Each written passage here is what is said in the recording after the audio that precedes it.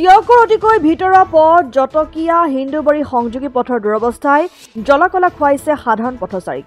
NKS হুণ্ডাইলৈ স্বাগতম। North ইষ্টৰ প্ৰথম GDSI 2.0 ফিচাৰ্ছ ডিলাৰ হৈছে NKS হুণ্ডাই।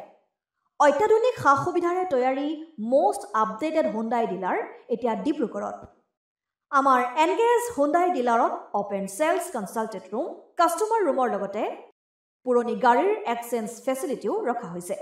ইয়াত সেলছৰ লগতে সাৰ্ভিস সেক্টৰৰ সুন্দৰ সুবিধা আছে। প্ৰয়োজনীয় সকলো এডভান্স টুলছ, হুইল বেলেন্সিং, এলাইনমেন্টৰ অত্যাধুনিক machine, post hydraulic lift, fully train men পাৱাৰৰ লগতে nitrogen gas filling facility, fully automatic car washer ফেচিলিটিও আছে।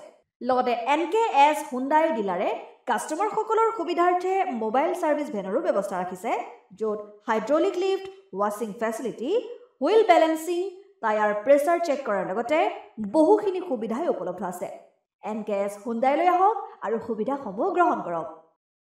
2014 চনৰে পৰা আন্দোলন কৰি শেষত এইবাৰ পথছোৱাৰ কাম আৰম্ভ হৈছিল যদিও ঠিকাদাৰে কেৱল মাটি পেলাই কাম নকৰাত এই বাৰিষাৰ কালছোৱাত সম্পূৰ্ণ বোকাময় হৈ পৰিছে উক্ত পথছোৱা। ইফালে কোন বিভাগৰ অধীনত পথছোৱা নিৰ্মাণ হৈছে, কিমান দূৰত্ব নিৰ্মাণ হ'ব, কিদৰে নিৰ্মাণ হ'ব, কিমান টকা আবণ্টন হৈছে, এই বিষয়ে উক্ত অঞ্চলৰ কোনো ৰাইজ অৱগত নহয়। ফলকবিহীনভাৱে বিগত 3 মাহমানৰ পূৰ্বে কেৱল মাটি কেইগৰাকীমান পেলাই এই পৰ্যন্ত কোনো কাম কৰা নাই, যাৰ ফলত এতিয়া হাহাকাৰ অৱস্থা স্থানীয় জনতাৰ।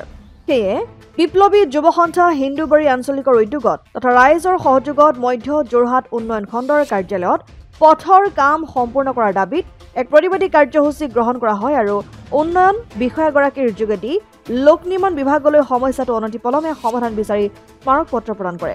অন্যথা তীব্ৰ গণতান্ত্ৰিক আন্দোলন গঢ়ি তোলাৰ হুংকাৰ প্ৰদান কৰে প্ৰতিবাদকাৰীসকলে। আজি মধ্য যোৰহাট উন্নয়ন খণ্ডৰ অন্তৰ্গত 21 নং হুলুংগাপাৰ বাগান পঞ্চায়তৰ জটকীয়াৰ পৰা হিন্দুবাৰীলৈ যোৱা একমাত্ৰ মূল পথটি আজি 3 মাহ ধৰি কেৱল মাটি পেলাই থৈ দিয়াৰ কাৰণে আজি বৰষুণৰ বতৰত পথটি 3 মাহ ধৰি বন্ধ হৈ আছে, যাৰ প্ৰতিবাদত ৰাইজে যিটো মানে জিয়াটো ভুগিছে। এতিয়া স্কুল কলেজৰ ছাত্ৰ ছাত্ৰীৰ পৰা আৰম্ভ কৰি এম্বুলেন্স, গাড়ী, মটৰ চাইকেল একোৱেই ৰাস্তাটোত সোমাব পৰা নাই। সেইকাৰণে আমি বিপ্লৱী যুৱ সন্থাই হিন্দুবাৰী শাখা সমিতিয়ে আজি এক প্ৰতিবাদী কাৰ্যসূচী আমি ইয়াত গ্ৰহণ কৰিছোঁ। এই প্ৰতিবাদী কাৰ্যসূচীৰ যোগেদি যোৰহাট গড়কাপ্তানি বিভাগক আমি এখন স্মাৰকপত্ৰ প্ৰদান কৰিলোঁ আৰু উক্ত পথটি অতি শীঘ্ৰে নিৰ্মাণ কাম সম্পূৰ্ণ কৰিবৰ কাৰণে আমি দাবী জনাইছোঁ। এই পথটি যোৱা 2014 চনৰ পৰাই আমি দাবী কৰি আহিছিলোঁ আৰু 14 চনত আমি আমৰণ অন্বেষণ পৰ্যন্ত এই পথটোৰ কাৰণে কৰিছিলোঁ।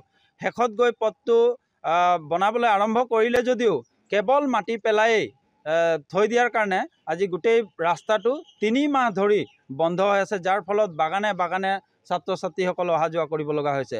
গতিকে আমি খণ্ড উন্নয়ন মহোদয়াৰ যোগেদি ৰাস্তাখন অতি শীঘ্ৰে কাম সম্পূৰ্ণ কৰাৰ দাবী জনাইছোঁ আৰু যদি এই দাবী যদি আমি খুব বেছি আৰু 1 সপ্তাহ সময় আমি নিৰ্ধাৰণ কৰিছোঁ, যদি 1 সপ্তাহৰ ভিতৰত কোনো পদক্ষেপ গ্ৰহণ নকৰে তেতিয়াহ'লে সমূহ এই অঞ্চলৰ হিন্দুবাৰীবাসী ৰাইজে ৰাজপথত ওলাই আহি তীব্ৰ প্ৰতিবাদ কৰিবলৈ আমি বাধ্য হ'ম। সেইটো আমি গমেই নাপাওঁ কোন ঠিকাদাৰে কৰিছে, যিহেতু ৰাস্তাখনৰ কোনো ফলক লগোৱা নাই আৰু ফলকবিহীনভাৱে এই ৰাস্তাৰ কাম আৰম্ভ কৰিছে।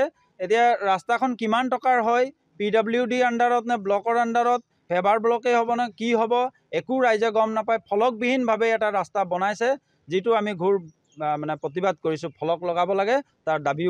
অসম আদিত্য টিয়ক।